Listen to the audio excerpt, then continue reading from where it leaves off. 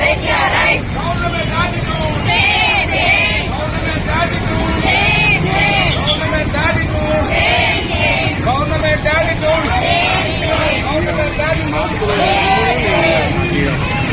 Regularize. We want. Regularize. We want. Regularize. We want. Regularize.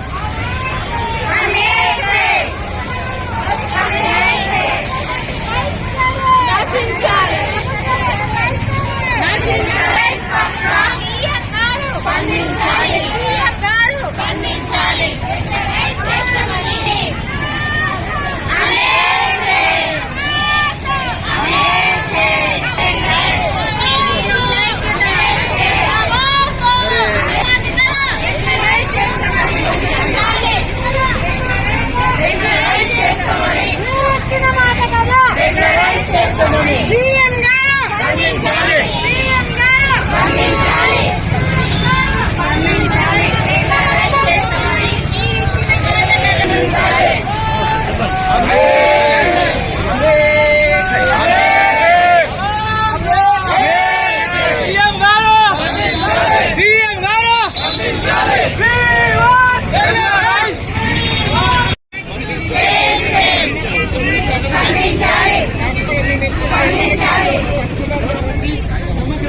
Guarantee ఇచ్చినటువంటి CM గారు, deputy CM గారు, ఈటెక్క గారు, ఉత్తమ్ కుమార్ రెడ్డి గారు, కోమటిరెడ్డి వెంకటరెడ్డి గారు ఇంకా నిర్లక్ష్యం చేస్తా ఉన్నది. ఇప్పటికే ప్రాణాలు పోతా ఉన్నాయి. నిన్నటికి నిన్న ఒక హార్ట్ స్ట్రోక్ సిద్దిపేట రూపాయి ఇవ్వం మీరు క్లోజ్ చేయండి అని భయపెట్టే ప్రయత్నం మంత్రివర్గం చేయడం చాలా హాస్యాస్పదం.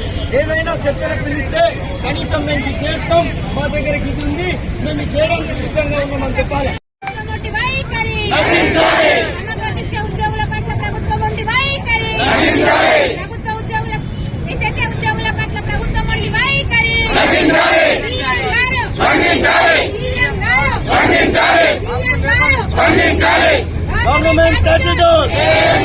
గవర్నమెంట్ రోజులుగా ఈ రోజుతో 24వ రోజుగా నిరవధిక సమ్మెకు దిగినటువంటి టోటల్ 33 డిస్టిక్ల ఎస్ఎస్ఏ ఉద్యోగులందరూ కూడా రోడ్డు మీదకి వచ్చి మా అర్ధనాదాలు వెల్లవించుకున్నా గానీ సీఎం గారు విని వినిపించుకోనట్టు చూడనట్టు మొండి వైఖరితో ఉండడం సరికాదు సార్.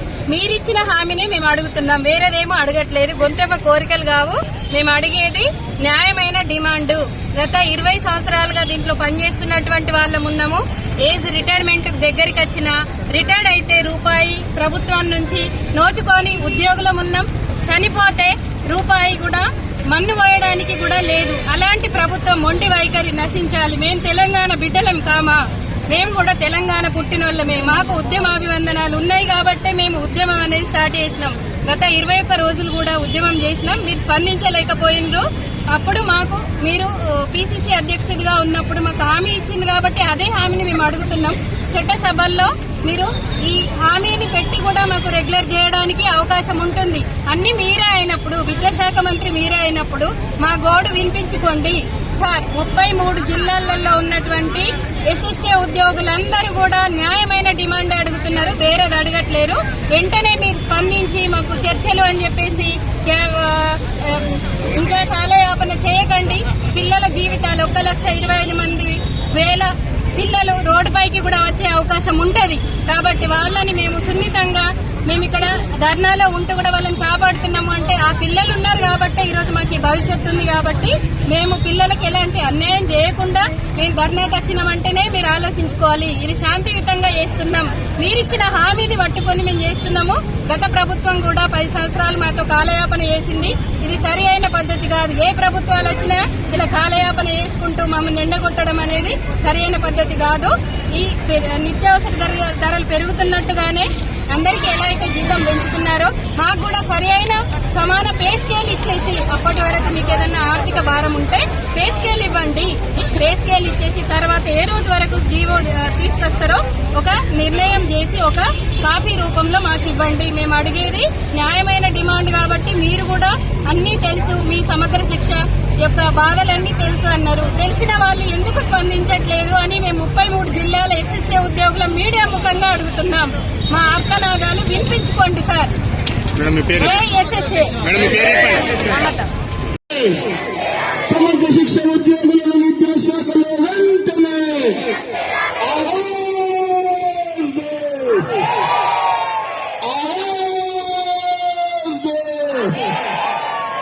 సమగ్ర శిక్ష ఉద్యోగుల ఐక్యత, ఉద్యోగుల ఉపాధ్యాయుల ఐక్యత, ఉద్యోగుల ఉపాధ్యాయుల ఐక్యత.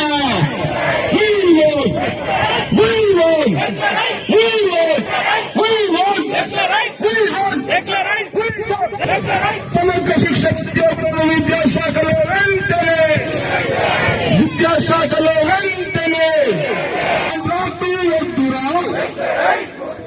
మీరిచ్చిన మాటే కదా, మీరిచ్చిన మాటే కదా, మీరిచ్చిన మాటే కదా. ఇటు ప్రభుత్వం దృష్టికి, అటు అధికారుల దృష్టికి, ఇటు ప్రజల దృష్టికి మా యొక్క డిమాండ్ను చేరగచ్చేందుకు అహర్నిశలు కృషి చేస్తున్నందుకు గాను మా యొక్క సమగ్ర శిక్ష ఉద్యోగుల పక్షాన మీడియా మిత్రులకు ప్రత్యేక ధన్యవాదాలు తెలియజేస్తున్నాము.